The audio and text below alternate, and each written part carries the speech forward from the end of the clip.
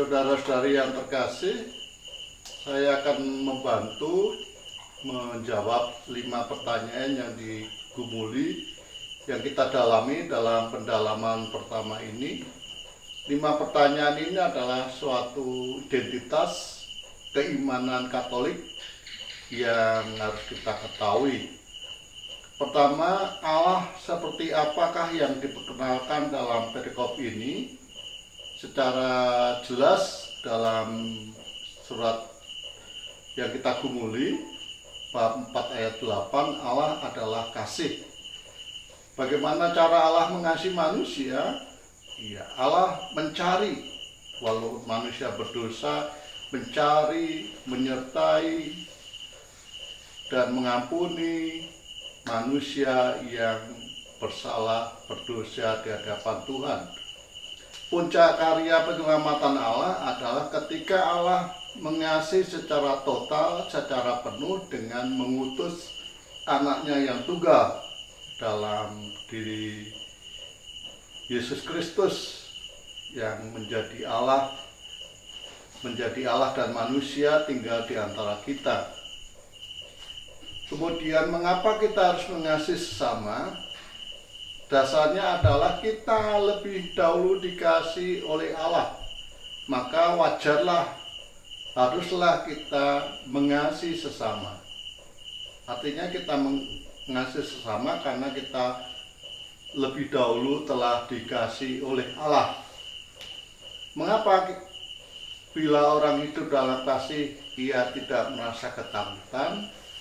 Ya, dia merasa dalam pengalaman hidupnya dia tidak sendirian. Ada orang, ada Allah yang senantiasa berpihak kepada kita, senantiasa menyertai kita sampai akhir zaman. Kalau Allah ada di pihak kita, Allah senantiasa menyertai kita, tentu kita tidak berjalan sendirian, kita tidak takut, kita tidak sendirian, tetapi bersama dengan Allah yang sungguh sangat mengasihi kita. Yang kelima, apa perintah Tuhan yang kita dengarkan dalam bacaan suci ini? Perintahnya adalah, marilah kita satu sama lain saling mengasihi, sebagaimana Allah telah lebih dahulu mengasihi kita.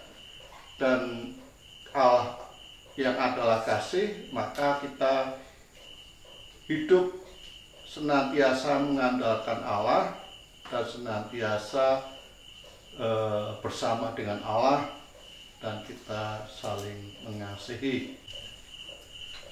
Saya akan men-sharingkan pengalaman iman, bagaimana merasakan kasih Allah dalam hidup dan perjuangan saya.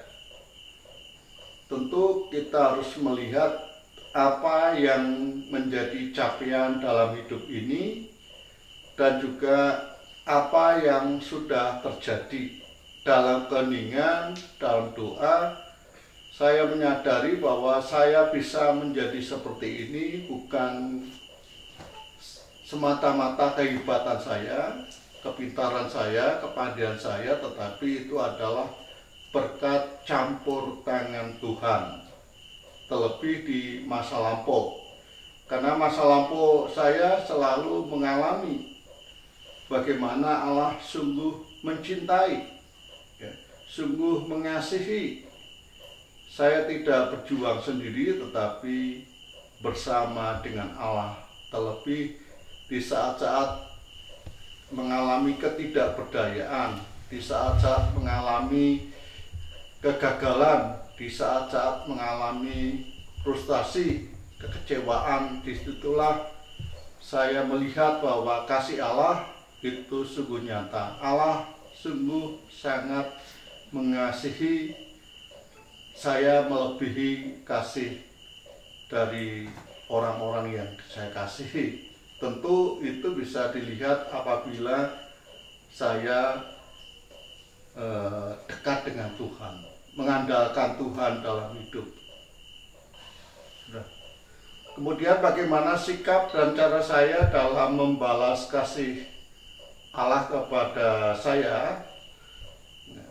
karena Tuhan telah lebih dahulu mengasihi hidup saya, maka saya harus meneruskan kasih Allah itu, kebaikan Allah, melalui apa yang saya terima, melalui apa yang saya alami.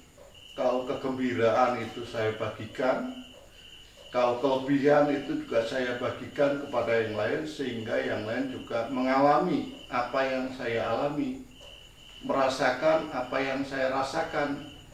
Jadi kebaikan, kekayaan, apapun yang saya miliki itu adalah pemberian dari kasih Allah.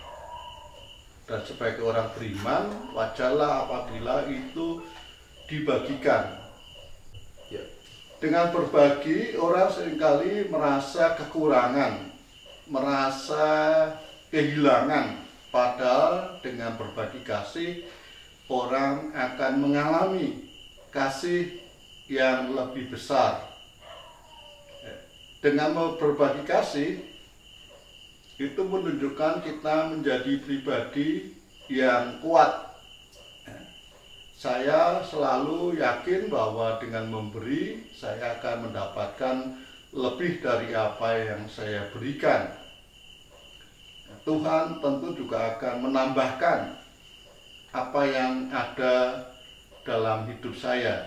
Tidak harus dalam bentuk barang, tidak harus dalam bentuk uang, tetapi bisa jadi kita memiliki harta yang berharga seperti kesehatan, seperti persaudaraan. Saya semakin hari semakin bertambah. Itulah yang